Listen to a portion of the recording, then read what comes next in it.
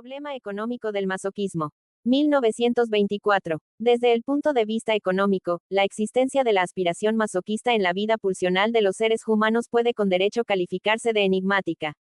En efecto, el masoquismo es incomprensible si el principio de placer gobierna los procesos anímicos de modo tal que su meta inmediata sea la evitación de displacer y la ganancia de placer. Si dolor y displacer pueden dejar de ser advertencias para constituirse, ellos mismos, en metas, el principio de placer queda paralizado, y el guardián de nuestra vida anímica, por así decir, narcotizado. De este modo, el masoquismo se nos aparece bajo la luz de un gran peligro, lo cual no ocurre en absoluto con su contraparte, el sadismo. Nos sentimos tentados de dar al principio de placer el nombre de guardián de nuestra vida, y no solo de nuestra vida anímica. Pero entonces se plantea la tarea de indagar la relación del principio de placer con las dos variedades de pulsiones que hemos distinguido, las pulsiones de muerte y las pulsiones eróticas, libidinosas, de vida, y no avanzaremos en la apreciación del problema masoquista hasta que no cumplamos con ese requerimiento. Recuérdese que hemos concebido al principio que gobierna todos los procesos anímicos como un caso especial de la tendencia a la estabilidad, de Fechner. Así, atribuimos al aparato anímico el propósito de reducir a la nada las sumas de excitación que le afluyen, o al menos mantenerlas en el mínimo grado posible. Barbrow, 1920, página 731 propuso, para este afán supuesto del aparato, el nombre de principio de nirvana, que aceptamos. 165. Pero identificamos apresuradamente el principio de placer-displacer con este principio de nirvana. De ser idénticos, todo displacer debería coincidir con una elevación, y todo placer con una disminución, de la tensión de estímulo presente en lo anímico, el principio de nirvana, y el principio de placer, supuestamente idéntico a él, estaría por completo al servicio de las pulsiones de muerte, cuya meta es conducir la inquietud de la vida a la estabilidad de lo inorgánico, y tendría por función alertar contra las exigencias de las pulsiones de vida, de la libido, que procuran perturbar el ciclo vital a cuya consumación se aspira. Pues bien, esta concepción NC puede ser correcta. Parece que registramos el aumento y la disminución de las magnitudes de estímulo directamente dentro de la serie de los sentimientos de tensión, y es indudable que existen tensiones placenteras y distensiones displacenteras. El estado de la excitación sexual es el ejemplo más notable de uno de estos incrementos placenteros de estímulo, aunque no el único por cierto. Entonces, placer y displacer no pueden ser referidos al aumento o la disminución de una cantidad, que llamamos tensión de estímulo, si bien es evidente que tienen mucho que ver con este factor. Parecieran no depender de este factor cuantitativo, sino de un carácter de él, que solo podemos calificar de cualitativo. Estaríamos mucho más adelantados en la psicología si supiésemos indicar este carácter cualitativo.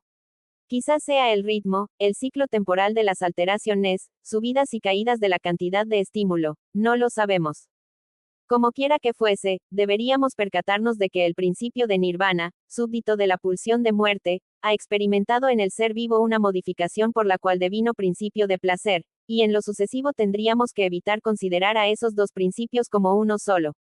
Ahora bien, si nos empeñamos en avanzar en el sentido de esta reflexión, no resultará difícil colegir el poder del que partió tal modificación. Solo pudo ser la pulsión de vida, la ubido, la que de tal modo se conquistó un lugar junto a la pulsión de muerte en la regulación de los procesos vitales. Así tenemos una pequeña, pero interesante, serie de copartenencias. El principio de nirvana expresa la tendencia de la pulsión de muerte. El principio de placer subroga la exigencia de la libido, y su modificación, el principio de realidad el influjo del mundo exterior. 166. En verdad, ninguno de estos tres principios es destituido por los otros.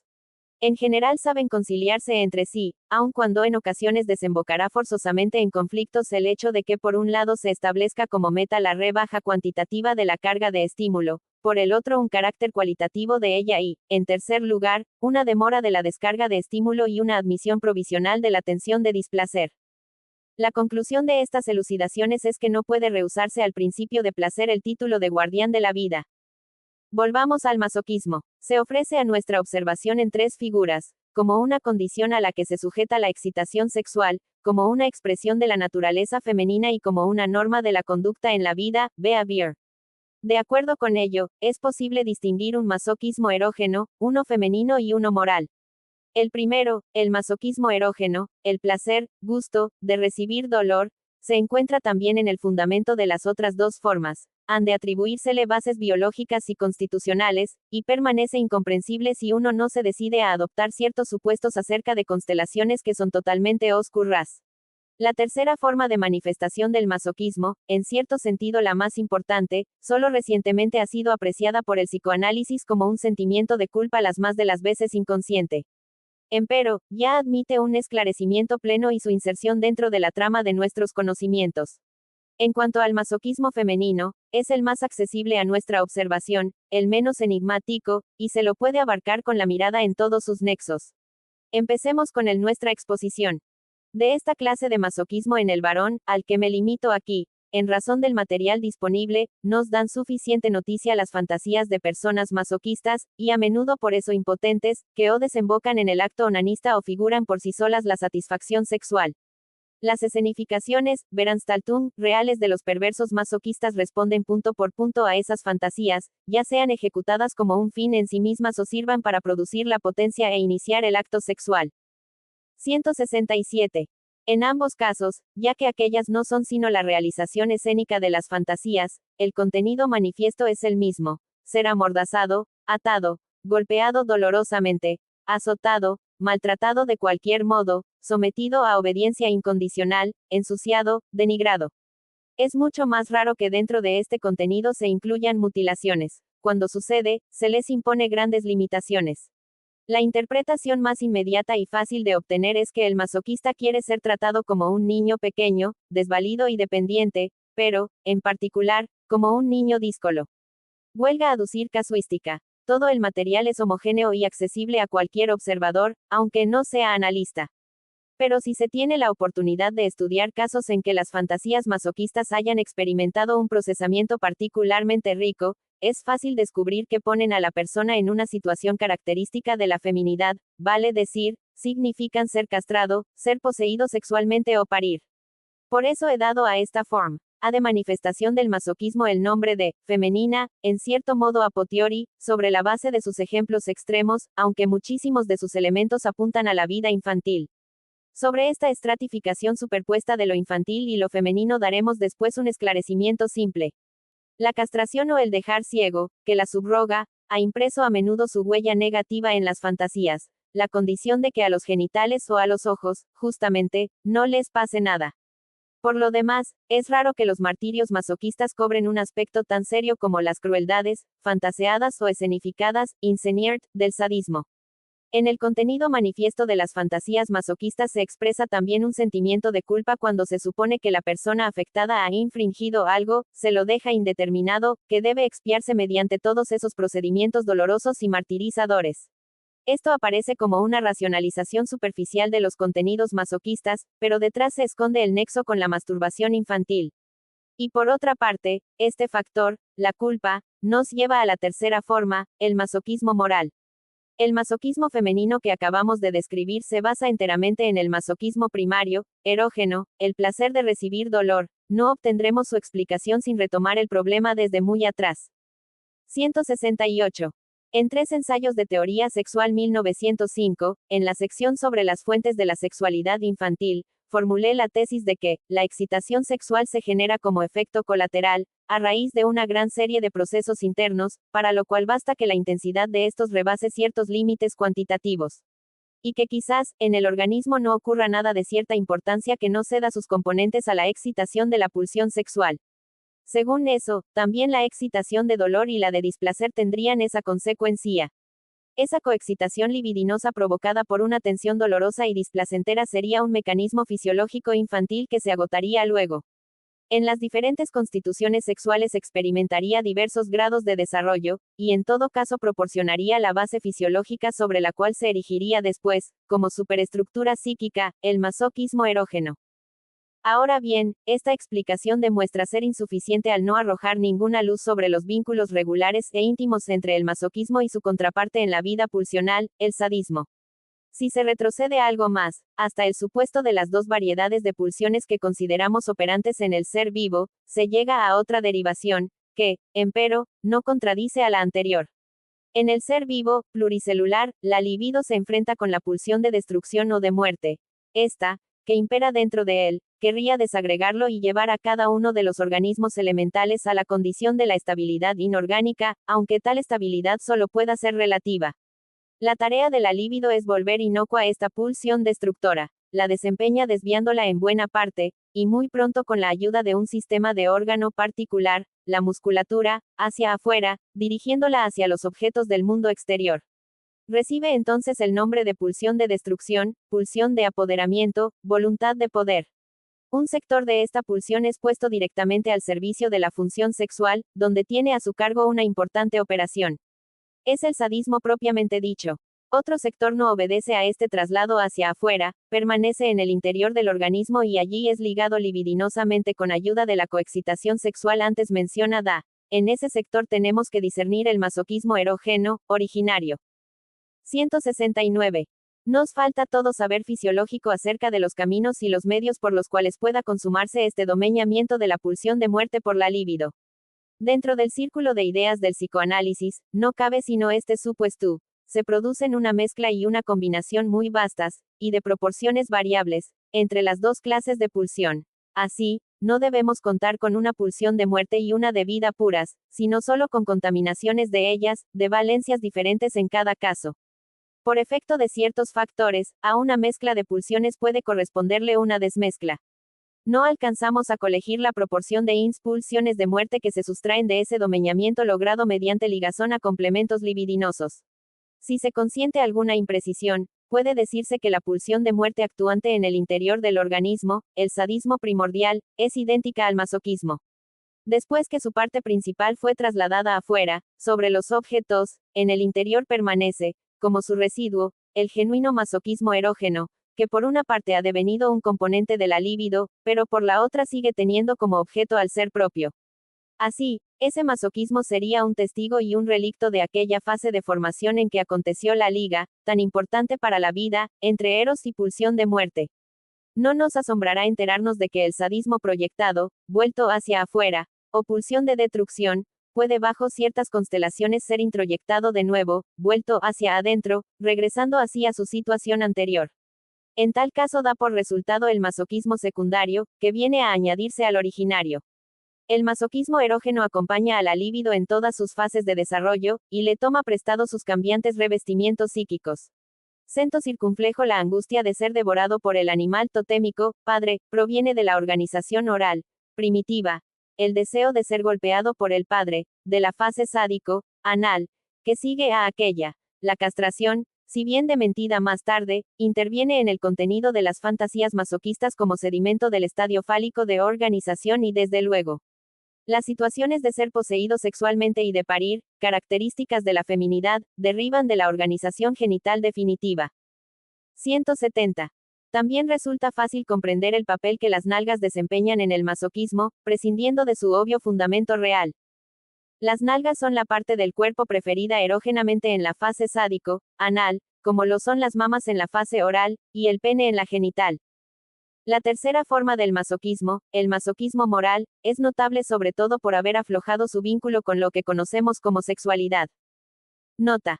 En un párrafo agregado en 1909 a la interpretación de los sueños, Freud había propuesto la expresión masoquistas ideales, ideal masochisten, para los individuos que no buscan el placer en el dolor corporal que se infligen sino en la humillación y en la mortificación psíquica. Texto. Es que en general todo padecer masoquista tiene por condición la de partir de la persona amada y ser tolerado por orden de ella. Esta restricción desaparece en el masoquismo moral. El padecer como tal es lo que importa, no interesa que lo inflija la persona amada o una indiferente. Así sea causado por poderes o circunstancias impersonales, el verdadero masoquista ofrece su mejilla toda vez que se presenta la oportunidad de recibir una bofetada. Para explicar esta conducta es muy tentador dejar de lado la libido y limitarse al supuesto de que aquí la pulsión de destrucción fue vuelta de nuevo hacia adentro y ahora abate su furia sobre el sí mismo propio. No obstante, debe de tener su sentido el hecho de que el uso lingüístico no haya resignado el vínculo de esta norma de conducta en la vida con el erotismo, y llame también, masoquistas, a estos que se infieren daño a sí mismos. Fieles a un hábito técnico, nos ocuparemos primero de la forma extrema, indudablemente patológica, de este masoquismo. En otro lugar he señalado que en el tratamiento analítico nos topamos con pacientes cuyo comportamiento frente a los influjos de la cura nos fuerza a atribuirles un sentimiento de culpa, inconsciente. Indiqué ahí aquello por lo cual se reconoce a estas personas, la reacción terapéutica negativa, y no dejé de consignar que la intensidad de una moción de esta índole significa una de las resistencias más graves y el mayor peligro para el éxito de nuestros propósitos médicos o pedagógicos. 171. La satisfacción de este sentimiento inconsciente de culpa es quizás el rubro más fuerte de la ganancia de la enfermedad, compuesta en general por varios de ellos, y el que más contribuye a la resultante de fuerzas que se revuelve contra la curación y no quiere resignar la condición de enfermo. El padecer que la neurosis conlleva es justamente lo que la vuelve valiosa para la tendencia masoquista. También es instructivo enterarse de que, contrariando toda teoría y expectativa, una neurosis que se mostró refractaria a los empeños terapéuticos puede desaparecer si la persona cae en la miseria de un matrimonio desdichado, pierde su fortuna o contrae una grave enfermedad orgánica. En tales casos, una forma de padecer ha sido relevada por otra, y vemos que únicamente interesa poder retener cierto grado de padecimiento.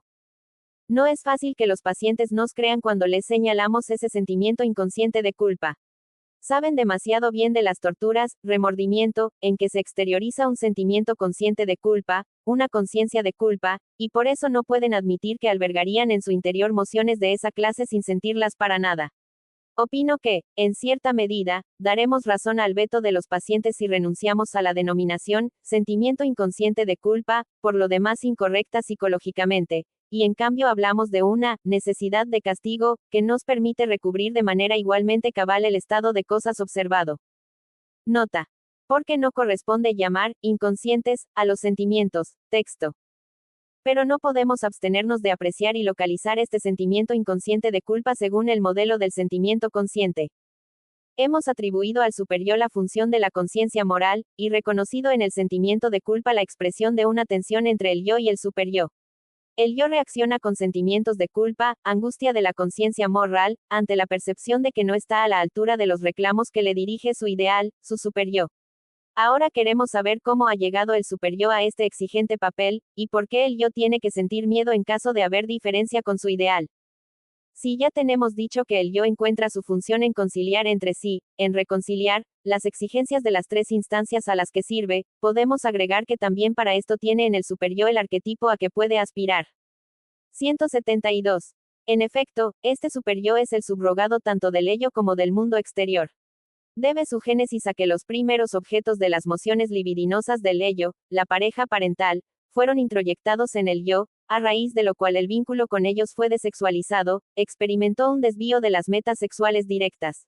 Solo de esta manera se posibilitó la superación del complejo de Edipo. Ahora bien, el superior conservó caracteres esenciales de las personas introyectadas, su poder, su severidad, su inclinación a la vigilancia y el castigo.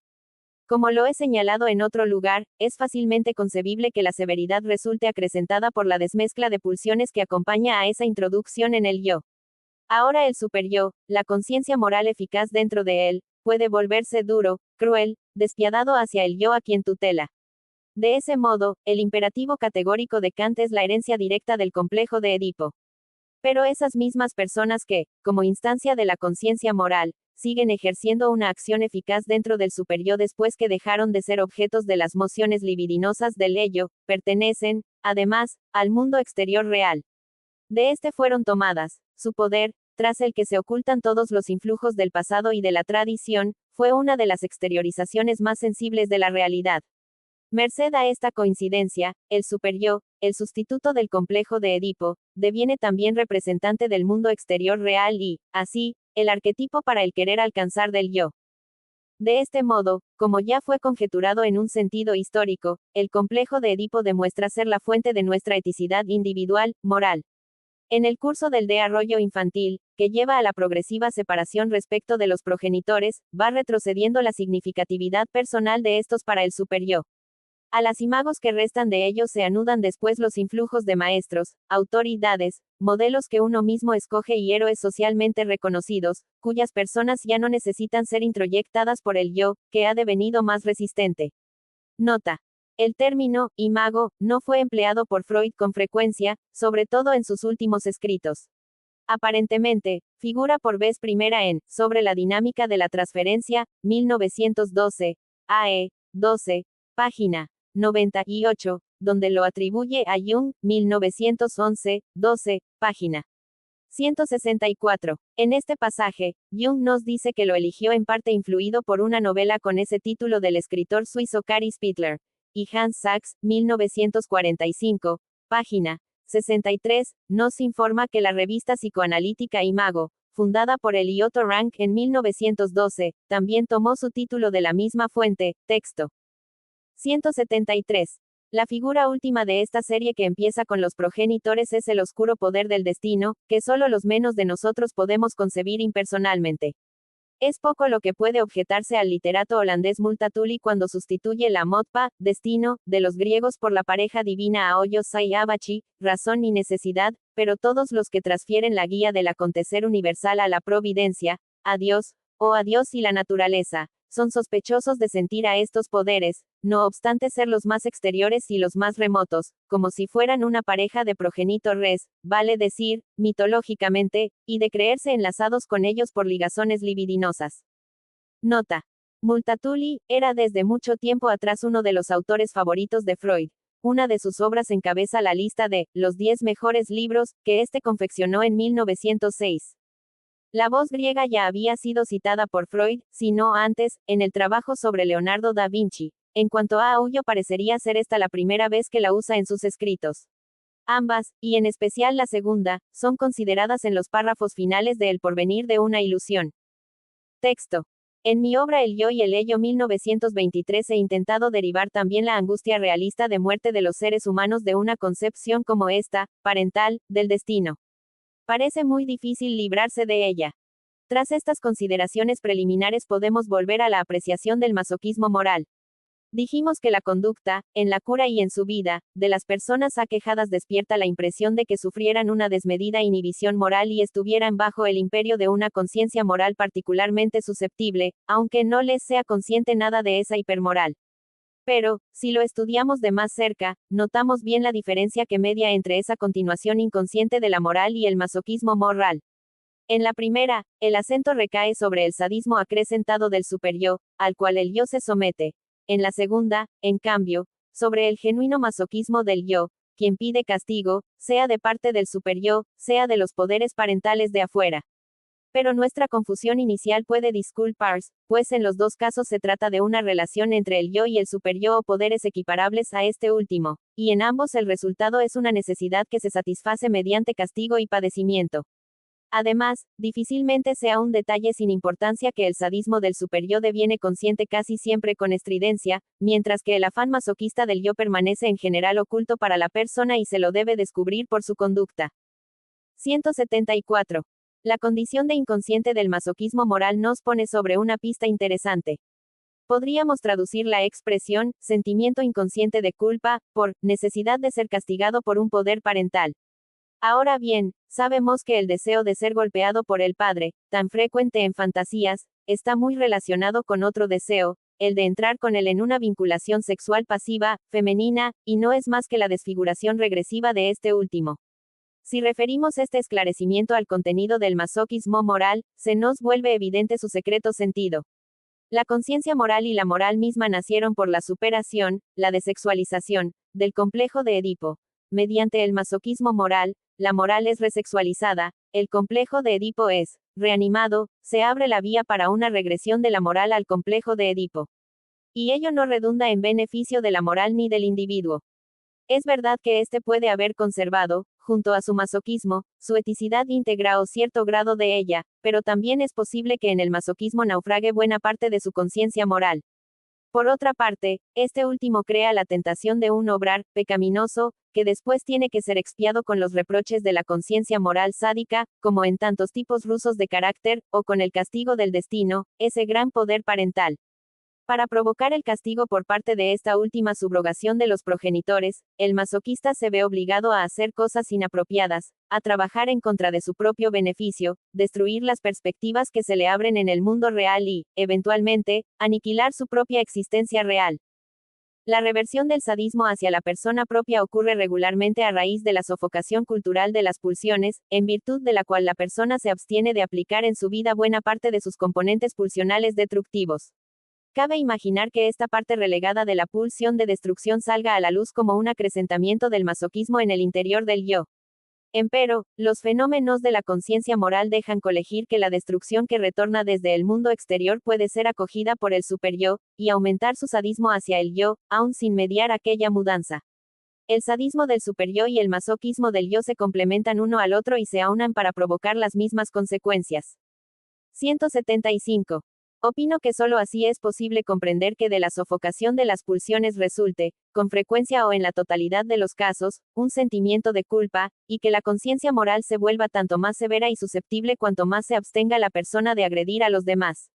De un individuo que sabe, acerca de sí mismo, que suele evitar agresiones culturalmente indeseadas, cabría esperar que por esa razón tuviera buena conciencia y vigilara a su yo con menor desconfianza.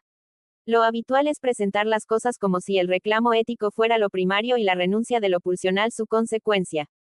Pero así queda sin explicar el origen de la eticidad. En realidad, parece ocurrir lo inverso. La primera renuncia de lo pulsional es arrancada por poderes exteriores, y es ella la que crea la eticidad, que se expresa en la conciencia moral y reclama nuevas renuncias de lo pulsional. Así, el masoquismo moral pasa a ser el testimonio clásico de la existencia de la mezcla de pulsiones. Su peligrosidad se debe a que desciende de la pulsión de muerte, corresponde a aquel sector de ella que se ha sustraído a su vuelta.